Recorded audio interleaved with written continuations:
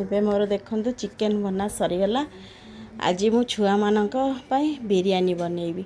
ପୁଅ ଝିଅଙ୍କର ଦୁଇ ଜଣଙ୍କ ଫରମାଇଶ ଥିଲା, ମାମା ଆଜି ଟିକେ ବିରିୟାନୀ ବନାଅ। କେତେ ଦିନଠାରୁ ବିରିୟାନୀ ବନା ହେଇନି, ସେଥିପାଇଁ ଆଜି ତାଙ୍କୁ ବିରିୟାନୀ ବନେଇ। ଅଲରେଡ଼ି ମୋ ଚିକେନ୍ଟା ହେଇଗଲାଣି, ଆଉ ସେଥିପାଇଁ ମୁଁ ଯାଉଛି ଅଲଗା ସବୁ ପ୍ରିପାରେସନ୍ ଆରମ୍ଭ କରିବି। ଚିକେନ୍ଟା ଘୋଡ଼େଇକି ଥୋଇଦିଏ, ତାପରେ ଚାଉଳ ହରିକା ଫୁଟେଇବି। ରଜରେ ମୋ ଝିଅ ପାଇଁ କିଛି ସ୍ପେଶାଲ୍ ହେଇନଥିଲା, ମୁଁ ଗାଁକୁ ପଳେଇଥିଲି। ସେଥିପାଇଁ ଝିଅ କହିଲା ମାମା ରଜରେ ତ କିଛି ବନେଇ ନଥିଲୁ, ତୁ ଆଜି ଟିକେ ଆମ ପାଇଁ ଦୁଇ ଜଣ ପାଇଁ ଭାଇ ଭଉଣୀ ଖାଇବ, ଆମେ ଟିକେ ବିରିୟାନୀ ବନେଇଦେ। ସେଥିପାଇଁ ଟିକେ ନା ବିରିୟାନୀ ବନେଇ ଦେଉଛି। ମୋ ପୁଅର ବି ବହୁତ ପସନ୍ଦ ଆଉ ଝିଅର ବି ପସନ୍ଦ ଦୁଇ ଜଣଙ୍କର। ସେଥିପାଇଁ ତାଙ୍କ ଇଏରେ ଟିକେ ନା ବିରିୟାନୀ ଛୁଆମାନଙ୍କ ପାଇଁ ବନେଇଦେବା। ଏବେ ତ ସ୍କୁଲ ଖୋଲିଯିବ, ଛୁଆମାନେ ସବୁବେଳେ ସ୍କୁଲ ଯିବା ଆସିବା କରିବେ, ଆଉ ତାଙ୍କ ଫରମାଇଶ ଆଉ କେଉଁଠୁ ଶୁଣିବ। ଏବେ ମୁଁ ପାଣି ଫୁଟିଗଲାଣି ଏପଟରେ, ମୁଁ ତା ଦେହରେ ପକାଇ ଦେଉଛି ଗୋଟା ମସଲା ସବୁ ପକାଇ ଦେଉଛି। ମୁଁ ଠିକ୍ସେ ତ ଭିଡ଼ିଓ ବନେଇ ପାରୁନି, ରୋଷେଇ କଲାବେଳେ ମୁଁ ଆକ୍ଚୁଆଲି ଠିକ୍ସେ ଭିଡ଼ିଓଟା ବନେଇ ପାରେନି।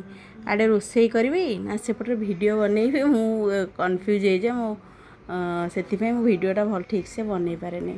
ଏଠି ମୋ ହେଇଗଲାଣି, ପାଣି ଫୁଟିଗଲା। ମୁଁ ଚାଉଳ ଏବେ ପକାଇ ଦେଉଛି, ଧୋଇକି ରଖିଥିଲି ଚାଉଳ ପକାଇ ଦେଉଛି। ଅଧା ଫୁଟା ହେଇଗଲେ ଭାତଟା ଦେଖ ଫୁଟି ଆସିଲାଣି ଭାତ। ଆଉ 5 ମିନିଟ୍ ପରେ ତାକୁ ଟିକେ ନାକରୁ ଭାତଟାକୁ ଟିକେ ଗାଳି ଦେଇକି ବିରିୟାନୀ ପ୍ରିପାରେସନ୍ ହେଇଯିବ। ଦେଖୁଛି ମୁଁ ଟିକେ ଭାତ ହେଇଗଲାଣି, ଦରଦରା ହେଇଗଲାଣି ଆସିକି।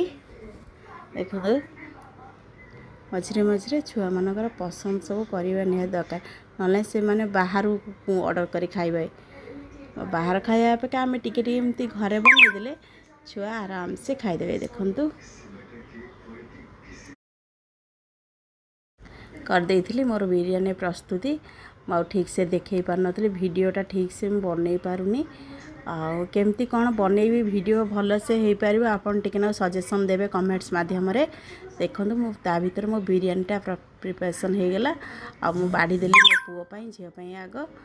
ଭାଇ ଭଉଣୀ ଖାଇସାରିଲେ, ଆଉ ତାପରେ ଆମେ ଖାଇବୁ। ଆଉ କେମିତି ହେଇଛି ବିରିୟାନୀ ଆପଣ ଦେଖିକିରି କୁହନ୍ତୁ। ଟେଷ୍ଟ ତ ଜାଣିପାରିବେନି, ଦେଖିକି କୁହନ୍ତୁ।